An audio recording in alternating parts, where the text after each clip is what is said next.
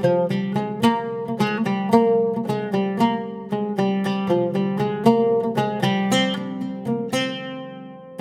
இன்னைக்கு பிரெட் வச்சு இன்ஸ்டண்ட்டாக செய்யக்கூடிய ஒரு ஸ்வீட் ரெசிபி எப்படி செய்கிறதுன்னு பார்க்க போகிறோம்.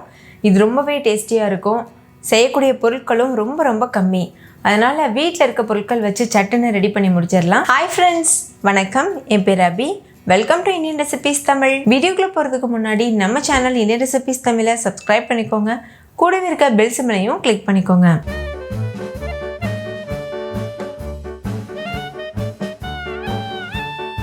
ஃபஸ்ட் இந்த ரெசிபி பண்ணுறதுக்கு 6 மில்க் பிரெட் எடுத்துக்கோங்க. நான் சாண்ட்விச்க்கு யூஸ் பண்ணுற அகலமான பிரெட் எடுத்திருக்கேன். நீங்கள் சின்ன பிரெட் கூட யூஸ் பண்ணிக்கலாம். இப்போ இந்த பிரெட்டில் இருக்கக்கூடிய ஓரங்களை கட் பண்ணிவிட்டு ரிமூவ் பண்ணிடுங்க. இந்த ஓரங்கள் நம்மளுக்கு தேவைப்படாது. நீங்கள் குழந்தைங்கள்ட்ட கொடுத்தீங்கன்னா அவங்க அப்படியே சாப்பிடுவாங்க. அப்படி இல்லைன்னா இதை மிக்ஸி ஜாரில் போட்டு அரைச்சி வச்சுட்டிங்கன்னா நம்மளுக்கு பிரெட் க்ரம்ஸும் தயாராகிடும். ஸோ இந்த ஓரங்களை நம்ம வேஸ்ட் பண்ணணும்னு அவசியம் இல்லை. அதே மாதிரி நெய்யில் பொரித்து கொடுக்கலாம். குழந்தைங்க விருப்பப்பட்டு சாப்பிடுவாங்க. இப்போ இதே போல் மீதி இருக்க எல்லா ப்ரெட்டில் இருக்கக்கூடிய அந்த ஓரங்களையும் நம்ம கட் பண்ணி எடுத்துடலாம். கட் பண்ணதுக்கப்புறமா இந்த ப்ரெட்டை 4 பீஸாக கட் பண்ணிக்கோங்க. நடுவில் ஒரு கீரல் போட்டுட்டு அதுக்கப்புறமா அதை 4ஆக கட் பண்ணிக்கோங்க. பாருங்கள், இந்த மாதிரி.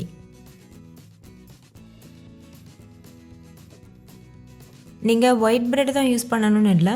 இதே மாதிரி நீங்கள் வீட் ப்ரெட்டில் கூட பண்ணலாம். அதுவுமே டேஸ்டியாக தான் இருக்கும். ஓகே, இதே போல் மீதி இருக்க எல்லா ப்ரெட்டில் இருந்தும் ஓரங்களை கட் பண்ணி ரிமூவ் பண்ணிவிட்டு இந்த மாதிரி 4ஆக கட் பண்ணி வச்சுக்கோங்க. இப்போ பாருங்கள், எல்லா ப்ரெட்டையும் இந்த மாதிரி கட் பண்ணி ரெடியாக வச்சாச்சு. அடுத்து ஒரு கடாயில் பொரிக்கிறதுக்கு தேவையான அளவுக்கு எண்ணெயை சூடுபடுத்திக்கோங்க. ஹை ஃப்ளேமில் வச்சு எண்ணெயை நல்லா சூடு பண்ணிவிட்டு எண்ணெய் சூடானதுக்கப்புறமா மீடியம் ஃப்ளேமில் வச்சுட்டு இந்த மாதிரி பிரெட் ஸ்லைசஸை உள்ளே சேர்த்துருங்க. சேர்த்துட்டு மீடியம் ஃப்ளேம்லேயே வச்சு 2 பக்கம் திருப்பி விட்டு பொன்னிறம் வர வரைக்கும் பொரிச்சு எடுத்துக்கோங்க. நீங்கள் இந்த ப்ராசஸை எண்ணெயிலையும் பண்ணலாம். அப்படி இல்லைன்னா நெய்யில் கூட பொரிச்சு எடுக்கலாம். நெய்யில் பண்ணும்போது இன்னுமே டேஸ்ட் நல்ல ஒரு ரிச் டேஸ்ட் கொடுக்கும். இந்த ரெசிப்பியை சமைக்கவே தெரியாதவங்க கூட பண்ணிடலாம். அவ்வளோ ஈஸியான ரெசிபி. ஸோ மிஸ் பண்ணிடாமல் ட்ரை பண்ணி பாருங்கள். இப்போ ஒரு டைம் கலர் சேஞ்ச் ஆனதுக்கப்புறமா 2வது பக்கம் இது போல் திருப்பி விட்டுக்கோங்க. இந்த அளவுக்கு கிறிஸ்பியாக வந்ததுக்கப்புறமா நம்ம எண்ணெயிலேருந்து வெளியில் எடுத்துகிட்டு ஒரு டிஷ்யூ பேப்பரில் மாற்றி வச்சுட்டிங்கன்னா எக்ஸஸாக இருக்க எண்ணெயெல்லாம் போயிடும். அதுக்கப்புறமா நீங்கள் இந்த ஸ்வீட் செய்ய ஸ்டார்ட் பண்ணலாம். இதே போல் மீதி இருக்க எல்லா பிரெட் ஸ்லைசஸும் பொரிச்சிட்டு தனியாக வச்சுக்கோங்க. அடுத்து ஒரு பேனில் 1 கப் அளவுக்கு சர்க்கரை சேர்த்துக்கோங்க. கூடவே 3/4 கப் தண்ணி சேர்த்துக்கோங்க. சர்க்கரை நல்லா முழுமையாக கரையிறது வரைக்கும் வெயிட் பண்ணுங்கள். கூடவே 1 டீஸ்பூன் அளவுக்கு ஏலக்காய் தூளும் சேர்த்துட்டு நல்லா மிக்ஸ் பண்ணிடுங்க. இது கூடவே 1 டீஸ்பூன் நெய் சேர்த்துக்கோங்க. நெய் சேர்க்கும்போது நல்ல வாசனையாகவும் ஷைனிங்காகவும் இருக்கும். இப்போ இந்த மாதிரி நல்லா கலந்துட்டு சர்க்கரை முழுமையாக கரைஞ்சி இது போல் கொதிக்க ஆரம்பிக்கிற சமயத்தில் ஒரு 5 நிமிஷத்துக்கு இது நல்லா கொதிக்க வச்சுக்கோங்க. நம்ம குலாப் ஜாமுனுக்கெலாம் பாகு காய்ச்சுவோம்ல, அந்த மாதிரி. இதுக்கு பாகு பதம் எதுவும் வரணும்னு அவசியம் கிடையாது. லேசாக நீங்கள் தொட்டு பார்த்தீங்கன்னா பிசு பிசுன்னு இருக்கும். குலாப் ஜாமுன் பாகு இருக்குல்ல, அந்த மாதிரி வந்ததுக்கப்புறமா ஸ்டவ் ஆஃப் பண்ணிடுங்க.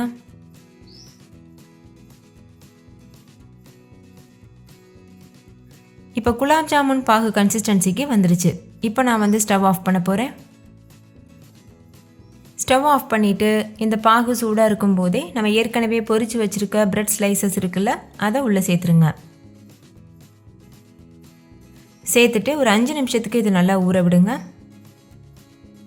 இதே போல் மீதி இருக்க எல்லா பிரெட் ஸ்லைசஸும் சேர்த்துட்டு 5 நிமிஷம் ஊறினதுக்கப்புறமா வெளியில் எடுத்து ஒரு பிளேட்டுக்கு மாற்றி வச்சுக்கோங்க.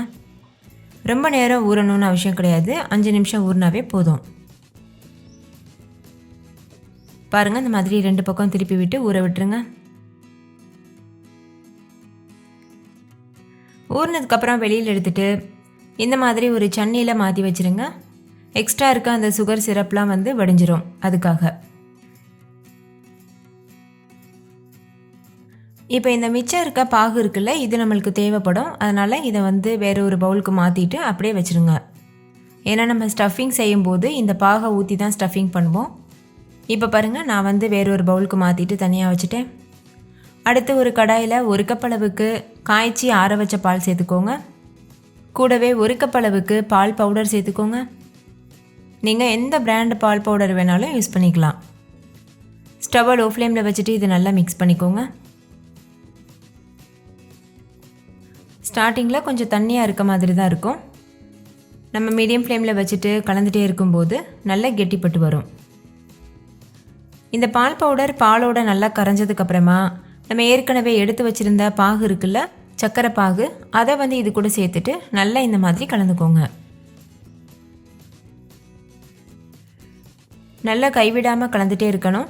அப்போ தான் அடிப்பிடிக்காமல் இருக்கும். இந்த அளவுக்கு தண்ணியாக இருக்குல்ல, இது ஒரு பால்கோவா கன்சிஸ்டன்சிக்கு வரணும். அது வரைக்கும் நம்ம கலந்துகிட்டே தான் இருக்கணும்.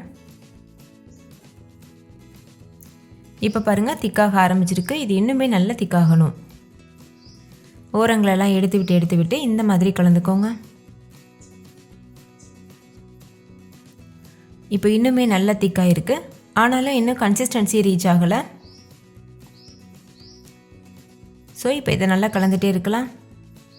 இப்போ பாருங்கள், நல்லாவே திக்காயிருச்சு. இது வந்து கரெக்டான கன்சிஸ்டன்சி. இந்த ஸ்டேஜ்லேயே நீங்கள் ஸ்டவ் ஆஃப் பண்ணிடணும். அப்போ தான் ஆறி வரும்போது நம்மளுக்கு கரெக்டான கன்சிஸ்டன்சிக்கு கிடைக்கும். இப்போ பாருங்கள், முழுமையாக ஆறிடுச்சு. நான் வேறு ஒரு பவுலுக்கு இதை மாற்றி வச்சுருக்கேன்.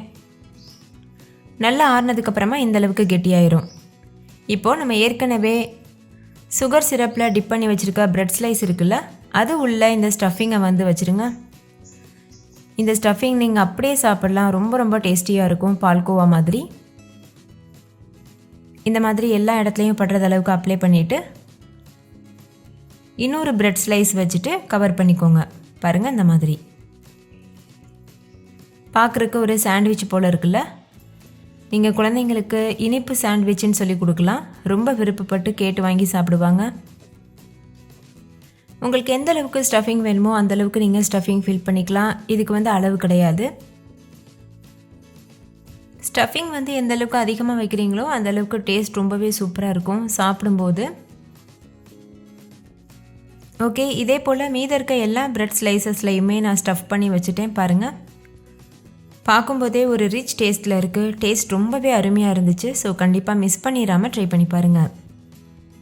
வெளியில் நல்ல கிறிஸ்பியாக, நடுவில் அந்த சாஃப்டான பால்கோவா டேஸ்ட்டோட ஒரு ரிச்சான ஸ்வீட் ரெசிபி நம்ம வீட்டிலையே செஞ்ச திருப்தி இருக்கும். ஸோ கண்டிப்பாக ட்ரை பண்ணி பாருங்கள். ஓகே ஃப்ரெண்ட்ஸ், இந்த பிரெட் ஸ்வீட் உங்கள் எல்லாருக்கும் ரொம்ப பிடிச்சிருந்தா லைக் பண்ணுங்கள். உங்கள் ஃப்ரெண்ட்ஸ் கூடவும் ஷேர் பண்ணுங்கள். நீங்களும் வீட்டில் செஞ்சு பார்த்துட்டு டேஸ்ட் எப்படி இருந்ததுன்னு கமெண்ட்டில் சொல்லுங்கள். தேங்க்யூ, பாய்.